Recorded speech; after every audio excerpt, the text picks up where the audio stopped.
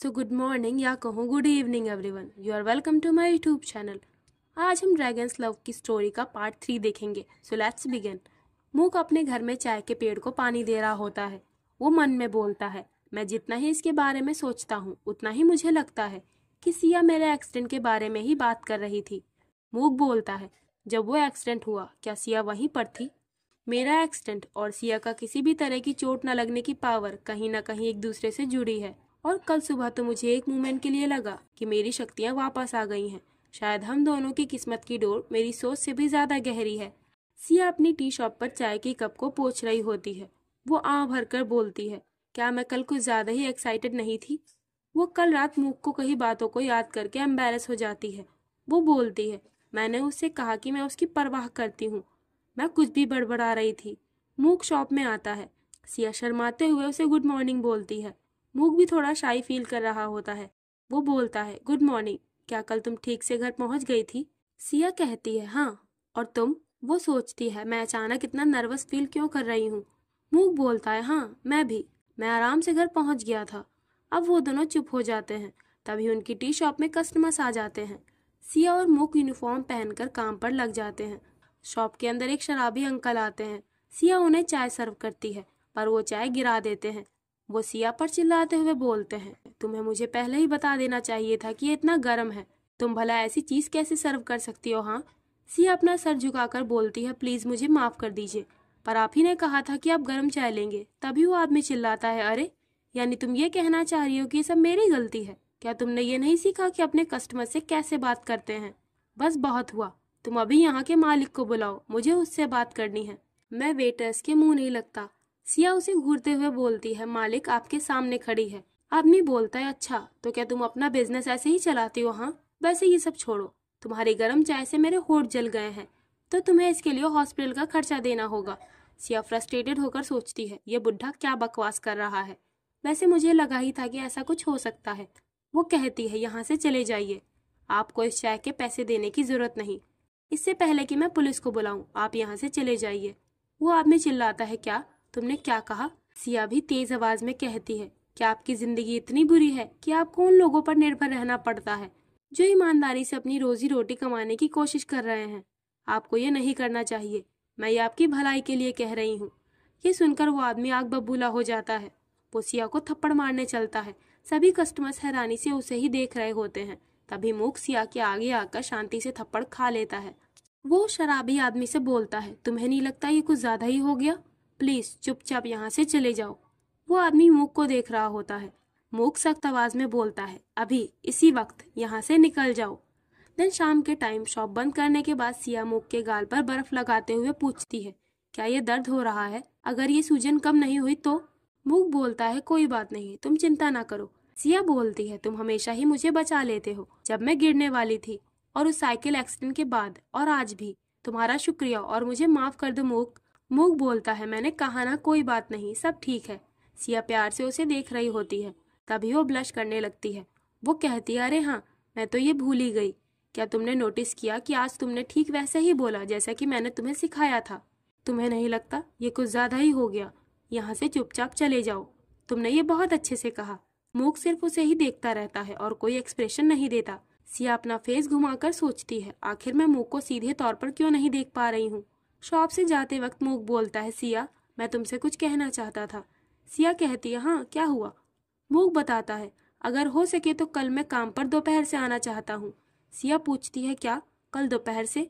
कल कुछ है क्या? मूक बोलता है, दरअसल अब अगले सीन में सिया अपने बेड पर लेटी होती है।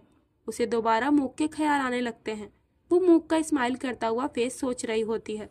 सिया अचानक उठकर बैठ जाती है। वो सोचती है, मैं उसके बारे में सोचने से खुद को क्यों नहीं रोक पा रही हूँ। वो परेशान होकर बोलती है, उसने कभी भी मुझे देखकर इस तरह नहीं स्माइल की।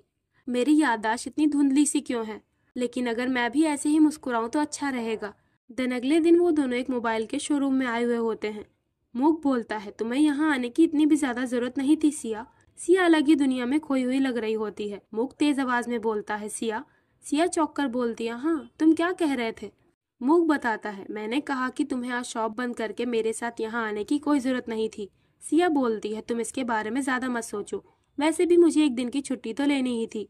वो धीरे से बोलती है, और हाँ, मुझे यहाँ तो होना ही चाहिए क्योंकि तुम्हें इन चीजों के बारे में कुछ नहीं पता। अगर तुम अकेले आते तो तुम्हें लूट लिया जाता, समझे। मूक ने अपनी नई आईडी बनवाई होती है। सिया कहती है, मैं ठीक हूँ, तुम्हें चिंता करने की जरूरत नहीं है। मैं यहाँ आना चाहती थी, तुमने मेरी काफी मदद की है, तो मैं भी तुम्हारी मदद करना चाहती हूँ बस। इधर जुन अपने टूर से वापस आ जाता है। वो सिया के टी शॉप की ओर जा रहा होता है। आज टी शॉप बंद होती है। कस्टमर्स आपस में बात कर रही होती हैं। वो कभी छुट्टी नहीं लेते, ये थोड़ा अजीब है।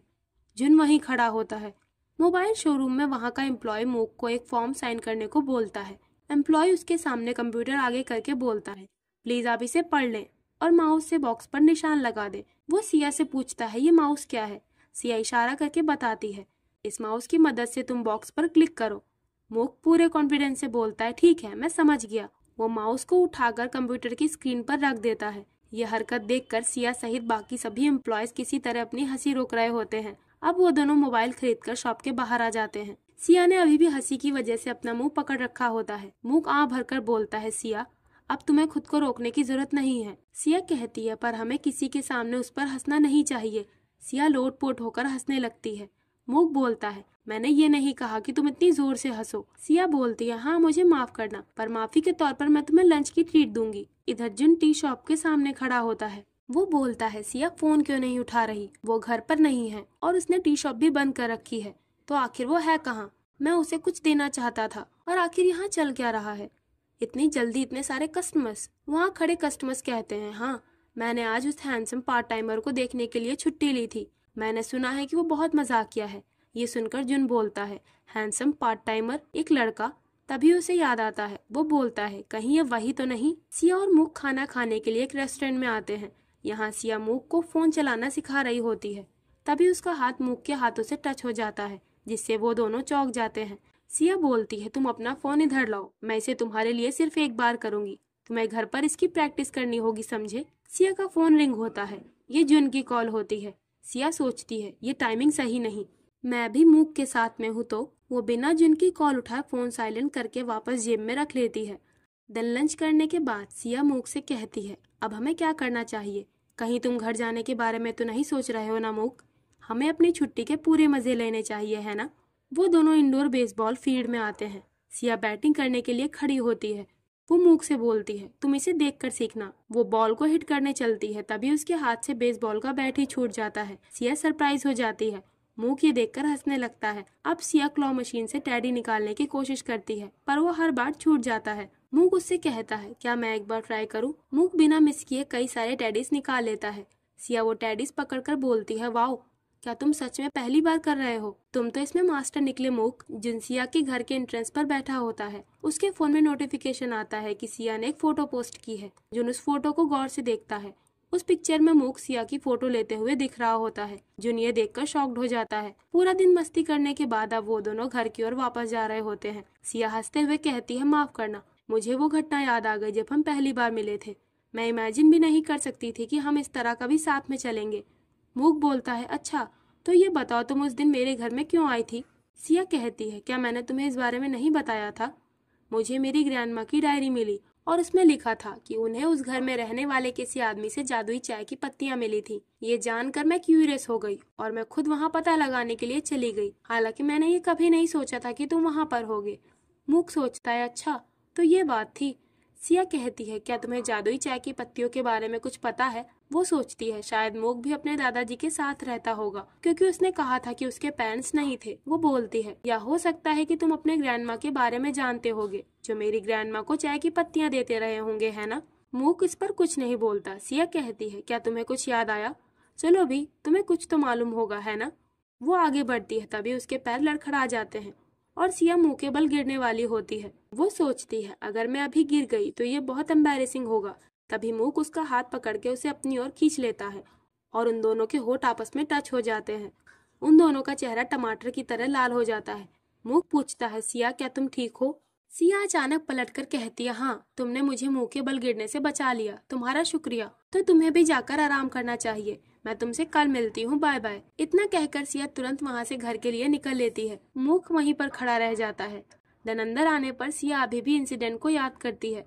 वो बोलती है, ओ माई गॉड, मैं इस सब के बाद कल उसे कैसे फेस करूंगी। तभी उसकी नजर जुन पर पड़ती है। वो काफी देर से वहीं पर खड़ा होता है। सिया पूछती है, जुन तुम यहाँ? जुन बताता है, मुझे कुछ समय के लिए छुट्टी मिल गई थी और मेरे पास कुछ है जो मैं तुम्हें देना चाहता हूँ। अब अंदर आने पर जुन सिया से कहता है, तुमने मुझसे कहा था कि तुमने उसे मना कर दिया है ना? सिया बोलती है, हाँ हाँ मैं जानती हूँ, पर तुम यहाँ नहीं थे और मुझे यकीन नहीं था कि मैं अकेले ये शॉप संभाल पाऊंगी भी या नहीं। लेकिन सच में तुम्हें चिंता करने की जरूरत नहीं है जुन, मूक बुरा इंसान नहीं है। जुन पूछता है, क्या मूक? सिया बताती है, हाँ वो अफवाहें बिल्कुल गलत थी। वो एक नॉर्मल लड़का है और वो चाय के बारे में काफी कुछ जानता है। जुन अपने सिर पर हाथ रखकर बोलता है, फिर भी तुम्हें मुझसे झूठ बोलने की जरूरत नहीं थी सिया। सिया बोलती है, मैं इसके लिए तुमसे माफी मांगती हूँ, लेकिन मैं सच कह रही हूँ। तुम्हारा टूर खत्म होने से पहले ही मैं तुम्हें ये बताने वाली थी। तुम गुस्सा मत होना जुन, जो हुआ अच्छे के लिए हुआ। मूक की बदौलत ये टी शॉप यहाँ इतनी फेमस हो गई है। जुन प्लीज मान जाओ। जुन सोचता है, ये बात कि कोई दूसरा इंसान तुम्हारे आसपास है, ये मुझे परेशान कर रही है। वो बोलता है, अच्छा ठीक है। वो उसे एक गिफ्ट देते हुए कहता है, मैं इसे देना तो भूल ही गया था, मुझे ये ऑर्गेनाइजर्स की ओर से मिला है, मैं यही देने तुम्हें यहाँ आया हूँ। वैसे मुझे अभी ही निकलना होगा। सिया उसे लेकर खुशी से बोलती है, तो क्या तुम इतनी दूर सिर्फ मुझे ये देने के लिए आए हो? ये सिर्फ मेरे लिए है? वो जुन को गले लगाकर बोलती है, तुम्हें ये पहले ही बता देना चाहिए था जुन। जुन उसे ऐसे देखकर खुश हो जाता है। वो वापस काम पर जाते हुए सोचता है, वैसे मुझे ये भरोसा रखना चाहिए कि कुछ भी नहीं होगा। सिया अपनी कई सारी ड्रेस के साथ शीशे के सामने खड़ी होती है। वो सोचती है, मुझे कौन सी ड्रेस पहननी चाहिए, और मेरे बाल भी बिखरे हुए हैं, मुझे इसके लिए हेयर ड्रायर के पास जाना चाहिए। तभी वो सोचती है, नहीं, कहीं मैं मूक को पसंद तो नहीं करने लगी? नहीं, बिल्कुल नहीं, मैं तो बस उसकी मदद कर रही हूँ। वो अपने सामने अपने मन की ईविल एंजल को इमेजिन करती है। ईविल एंजल बोलती है, तुम खुद के साथ ईमानदार रहो सिया, अगर तुम उसे पसंद न करती होती तो तुम उसकी मदद भी न करती, समझी?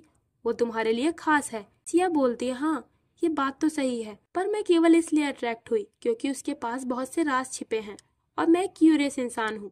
एंजल बोलती है, हाँ सबकी शुरुआत ऐसे ही हुई थी, लेकिन अब कहानी बदल चुकी है। वैसे अगर तुम क्यूरियस थी तो तुमने उससे अब तक कुछ पूछा क्यों नहीं? तुम इसे मान लो कि तुम मूक को पसंद करती हो सिया। मूक रात में सपना देख रहा होता है। वो सपने में देखता है कि उसे अपनी खोई हुई ड्रैगन बनने की शक्ति कहीं नहीं मिल रही होती। अगर वो इतने सालों में इकट्ठा की गई एनर्जी को दोबारा नहीं पा पाया तो क्या होगा? तभी अचानक मूक नींद से जग जाता है। उसका दिल जोरों से धड़कने लगता है। ये दोबारा वही सपना था। लगता है जैसे मेरे 1000 सालों का समय नजदीक आ रहा है। मेरी हालत भी बदतर होती जा रही है।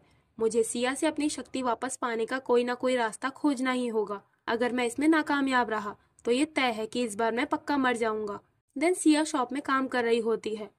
वो अब भी मूक से अपनी नजरें नहीं मिला पा रही होती है। मूक उसी की ओर देख रहा होता है। वो सोचती है, आखिर ये क्या हो रहा है? ये मुझे इस तरह से क्यों घूर रहा है? नहीं, एक मिनट रुको, कहीं मूक को ये पता तो नहीं चल गया कि मैं उसके लिए फीलिंग्स रखती हूँ। मूक उसके पास आकर बोलता है, सिया। सिया कल हुई घटना को याद करके नर्वस हो जाती है। वो मूक को अपने से दूर हटाने लगती है। मूक उसे ही देख रहा होता है। वो सोचता है, सिर्फ नजरें मिलाने से कुछ नहीं हुआ तो मुझे और क्या करना चाहिए?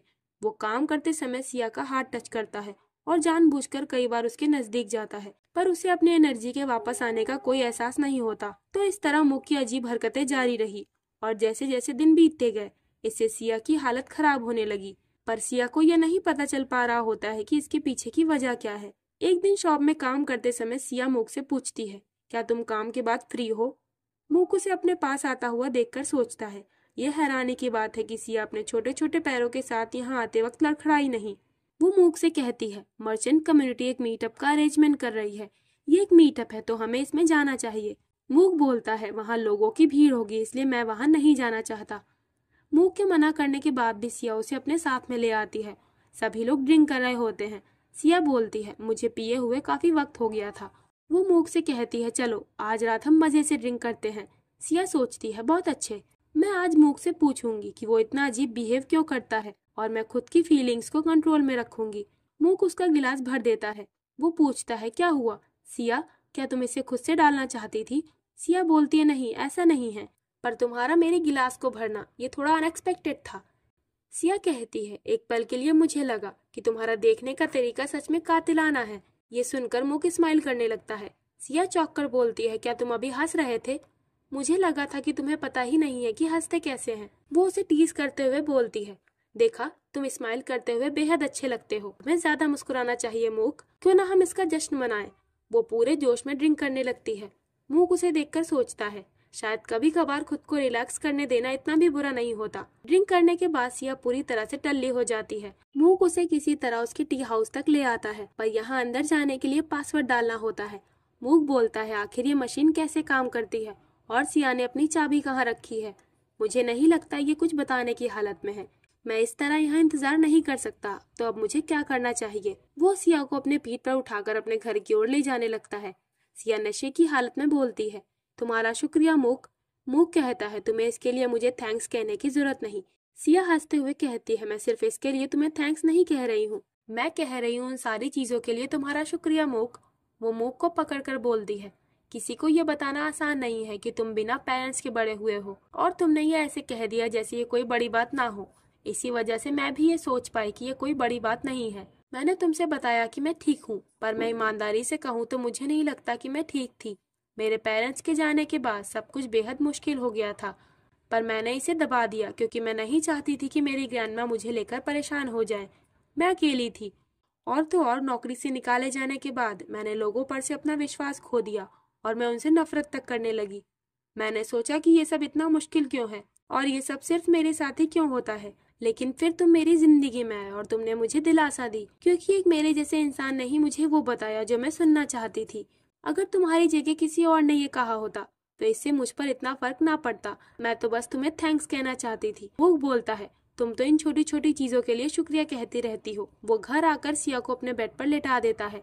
सिया नींद में बोलती है, ग्रैंडमा यहाँ काफी ठंड है, आप खिड़की बंद कर दीजिए ना। मूक सिया को चादर उड़ा देता है। वो सिया को देखते हुए बोलता है, वैसे करीब से दिखने पर यह काफी सुंदर है, शायद यही वजह है कि तुम बार बार मेरी नजरों में आती रहती हो। दिन अगले दिन सुबह सिया नींद से जगती है। वो अचानक उठकर बोलती, अरे नहीं, मुझे कल के बारे में ज्यादा कुछ भी याद नहीं है। मुझे यकीन नहीं हो रहा कि मैं यहाँ पर सो गई हूँ। वो मूक के कमरे से बाहर आती है। वो डाइनिंग रूम के सोफे पर सो रहा होता है। उसे देखकर सिया बोलती है, ये यहाँ ऐसे क्यों सो रहा है, बिल्कुल सिकुड़ा हुआ। मुझे मूक के लिए बुरा लग रहा है। थोड़ी देर बाद मूक की आंख खुलती है।